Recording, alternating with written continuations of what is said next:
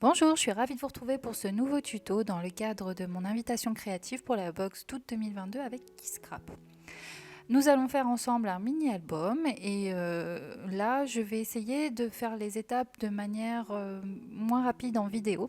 Mais n'oubliez pas qu'il ne s'agit là que d'un support et que le gros du travail est en fait sur un PDF qui est à télécharger sur le blog de la marque. Pour faire ce petit tuto, je suis en vacances, donc les conditions ne sont pas les mêmes, mais on va quand même essayer de travailler ça correctement ensemble. Donc je vous propose de commencer. Alors on commence avec la couverture de notre album qui est faite d'un papier DCP au format A4 et au grammage de 250 grammes. Je ne suis pas allée au-delà parce qu'après ça va devenir assez moche. La feuille dans la longueur est donc marquée avec des plis à 7, à 8, à 21,7 et à 22,7. C'est tout ce dont on a besoin pour la couverture de l'album.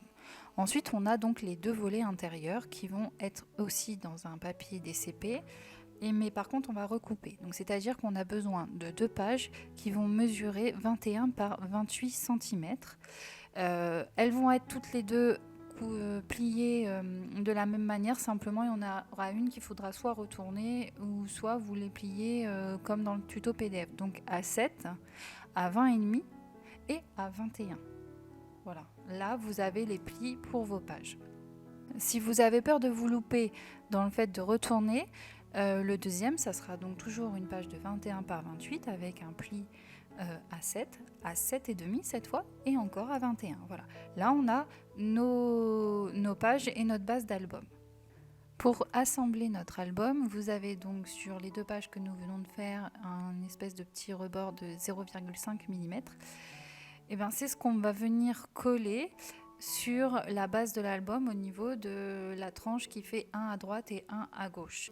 Donc moi j'ai pris le parti de mettre à l'intérieur de l'album les rabats.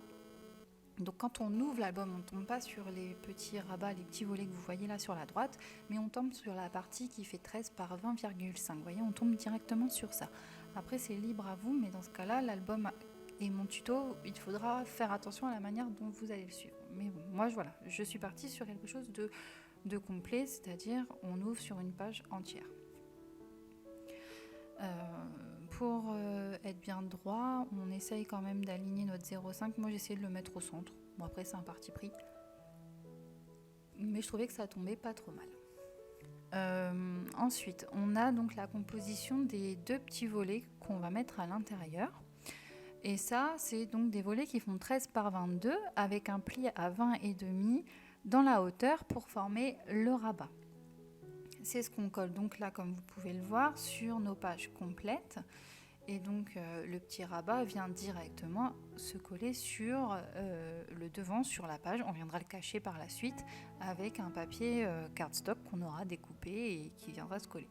J'ai biseauté les angles, comme ça, au moins au moment où on va recouvrir, il y aura quand même une chance pour que ça se voit encore moins. Si vous faites vraiment de bord à bord, souvent on est quand même un petit peu décalé et le fait de biseauter, on améliore l'esthétisme de nos pages. On fait la même chose pour le second rabat.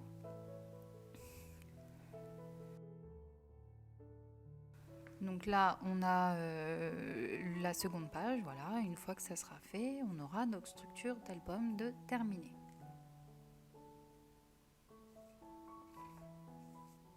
Vous voyez, je prends vraiment le temps de vous montrer la structure parce que même si elle n'est pas difficile, les étapes peuvent être compliquées à comprendre parce que entre les rabats, les volets, les pages, même moi des fois je m'y perds.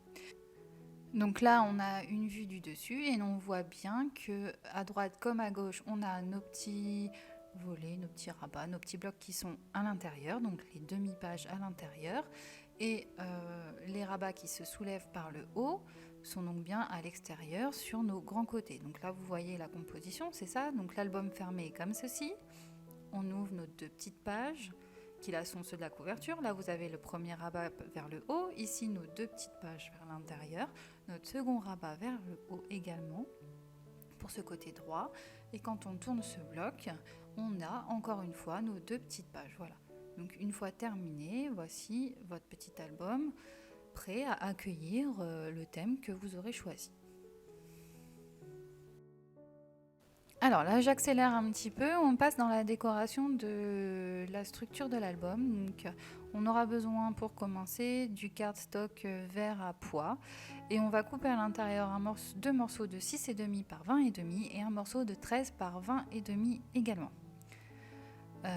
Rien de plus et qui vont venir donc se coller les deux petits sur le devant et le grand sur le dos de notre album.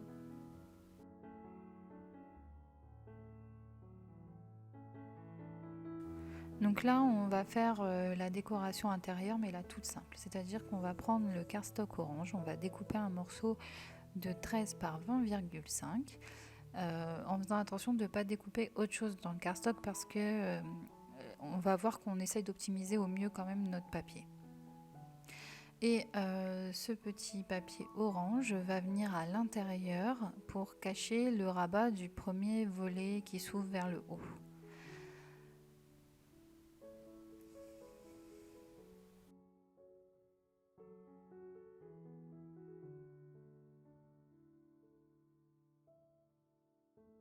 Donc maintenant que c'est fait, on va faire la même chose mais avec le papier design. Donc on coupe le morceau qui fait 13 par 20,5 avec les petites valises et qu'on vient coller sur le devant de notre petit rabat. Ça sera une des premières décorations terminées, on va dire ça comme ça, de ce petit album. Donc là, on va prendre le deuxième cardstock qui est dans votre box. On va encore couper un morceau de 13 par 20,5 et il va nous servir, comme pour le premier, à cacher l'intérieur des volets à rabat. Donc là, on est bien donc sur le second, celui de droite.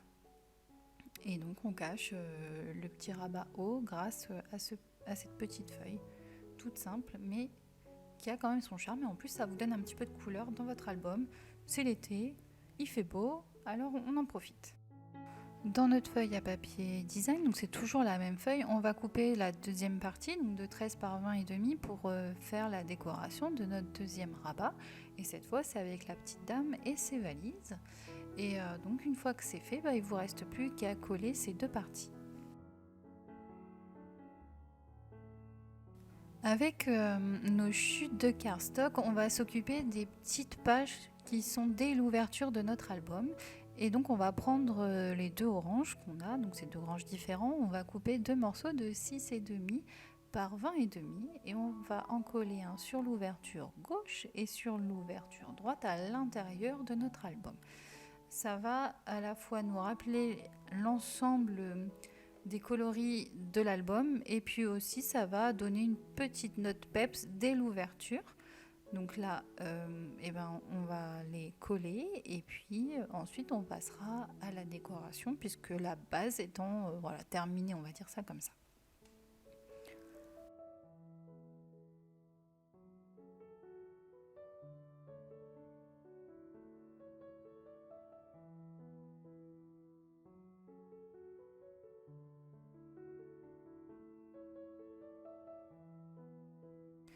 Maintenant, on va continuer avec les différents papiers à motifs que l'on colle à l'intérieur.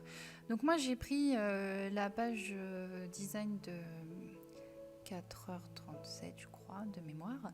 Et j'en ai coupé les morceaux où il y avait le petit quadrillage de cahier d'école, on va y arriver.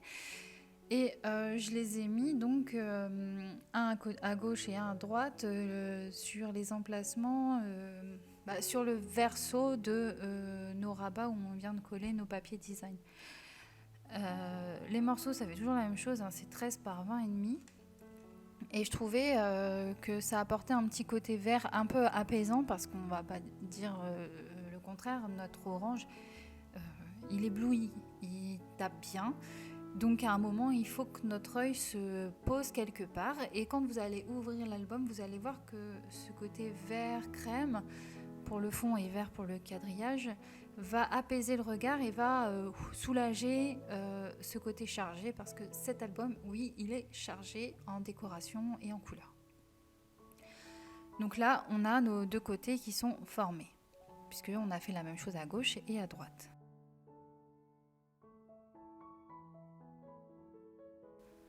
Dans notre petit tuto PDF, à un moment, je vous parle de papier design fait maison, entre guillemets.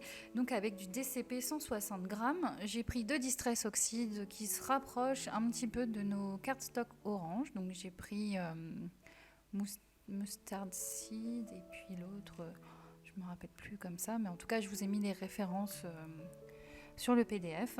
Et j'ai sorti 2 feuilles A4 DCP 160 grammes, comme je viens de vous dire, pour créer le fond. On prend un petit spray, donc moi c'est des sprays de chez Stampin' Up puisque j'étais démonstratrice chez eux pendant quelques années. Et ensuite avec nos pâtes sur une surface en verre ou sur une surface plastifiée, sur votre table si après vous arrivez à bien la nettoyer, vous venez comme ça déposer de l'encre avec vos 2 pads. On commence par le plus clair, on met le plus foncé après. On peut le faire comme là en une fois ou alors en 2 étapes. Vous commencez par le plus clair, vous mettez du spray, vous mettez de l'eau, quoi, vous faites un petit biscuit, vous passez votre feuille et ensuite vous faites le plus foncé. Moi perso je m'en moque que mes pads se mélangent, du jaune, il y en a dans du orange, donc quoi qu'il arrive, ma couleur d'origine va revenir. Une fois que c'est dilué, je prends ma feuille et je viens récupérer la matière et j'en rajoute si nécessaire. Donc là, je trouvais que c'était trop jaune, qu'il n'y avait pas beaucoup d'orange, donc j'ai remis que du orange. J'ai repris ma feuille et puis j'ai repris de la matière là où il m'en manquait sur mon papier. Voilà, je fais ça pour mes 2 feuilles et je laisse bien sécher tranquille à plat. Donc si c'est possible, vous mettez ça entre 2 feuilles de papier absorbant et puis des tonnes de livres, ou enfin quelque chose de plat et de lourd, et vous laissez sécher pendant quelques heures pour éviter que le papier gondole et qu'après, quand on va l'utiliser en papier de fond, ça soit difficile à coller et que ça fasse des boursouflettes, ça va faire très moche. Donc il faut aussi savoir prendre son temps et se poser pour faire les choses. Donc là, une fois que c'est fait, vous posez le tout, vous faites sécher et puis on y reviendra un peu plus tard.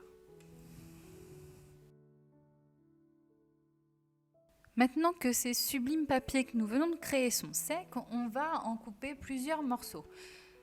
Là, j'en ai coupé 2, donc de 6,5 par 20,5. Donc le mieux, c'est de faire les 20,5 sur la hauteur des 21 et puis les 6,5 dans la longueur des 29. Comme ça, on va pouvoir en avoir plusieurs et puis un petit peu en rab si jamais il nous en manque.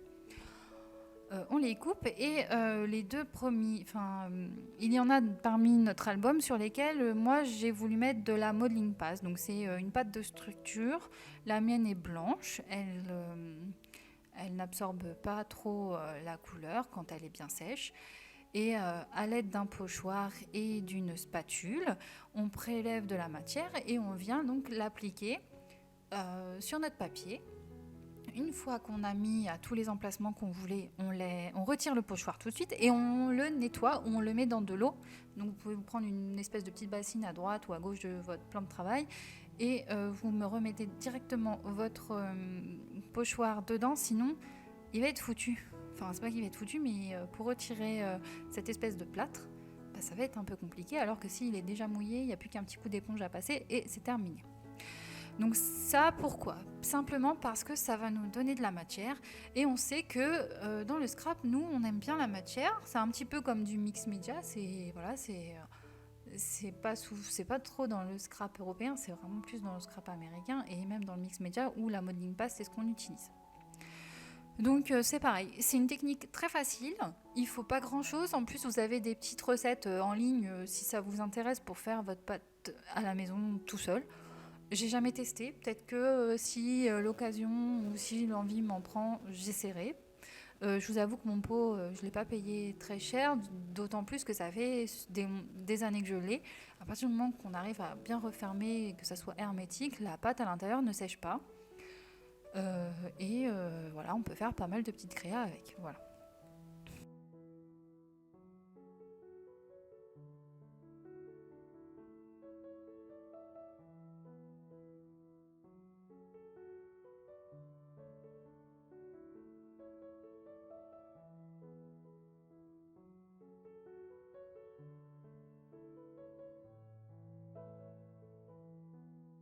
Donc on fait bien sécher nos 2 petites pages, puis en attendant donc on découpe dans un des cardstocks qui nous reste. Je crois que j'ai pris l'orange le plus peps, un morceau de 13 pardon, par 20 et demi qui va être collé au centre de notre album. Quand nous ouvrons l'album, que nous basculons la partie gauche et la partie droite, pardon, nous nous retrouvons avec un espace photo qui peut être l'espace pour mettre peut-être la photo la plus sympa de l'album, ou alors celle qu'on veut cacher et découvrir qu'à la fin.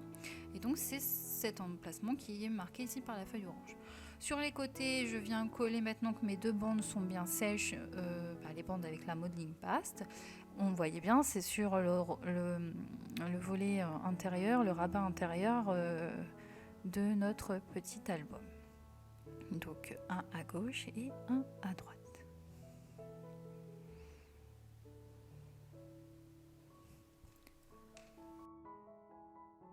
Alors maintenant, on va s'occuper du deuxième rabat qui là est celui intérieur et pas extérieur. Donc dans le papier design avec cette espèce de truc de timbre de voyage vert, j'ai coupé 2 bandes de 6,5 par 20,5 et je les ai collées donc sur ces 2 parties, donc celle de gauche et celle de droite qui sont ouvertes, d'accord ?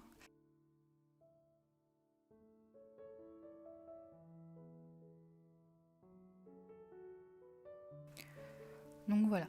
Après, je prends un morceau de papier DCP, donc de 11 par 8,5 pour venir marquer les emplacements photos.